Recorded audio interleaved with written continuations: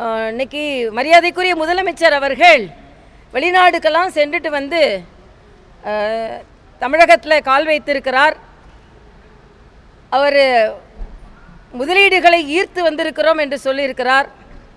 மோடி அவர்கள் சென்று நமது பலத்தை அங்கே காண்பித்ததனால்தான் தான் நமது டேடியால் முதலீடுகளை ஈர்க்க முடிகிறது. இதே மாதிரி இவங்க முன்னால் ஆட்சி செய்யும் பொழுது எவ்வளவு முதலீடுகளை ஈர்த்தார்கள்.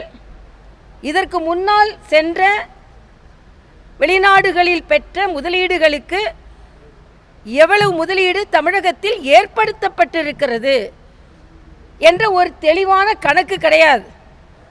ஆக வெளிநாடு போகிறேன்னு சொல்கிறாங்க, முதலீடு வருகிறது என்று சொல்கிறார்கள். ஆனால் எத்தனை புரிந்துணர்வு ஒப்பந்தங்கள் கையெழுத்திட்டு இருக்கிறது, எவ்வளவு உண்மையிலேயே வெளிநாடு முதலீடு நமக்கு வந்திருக்கிறது என்பது நம்ம யாருக்குமே தெளிவு கிடையாது. அதனால் இது அவரின் சாதனை அல்ல. வெளிநாடுகளில் சென்று பாரத தேசத்திற்கு ஒரு மாநிலத்திற்கு முதலீடு வருகிறது என்றால் அதற்கு முதல் காரணம் மரியாதைக்குரிய மோடி அவர்கள்தான்.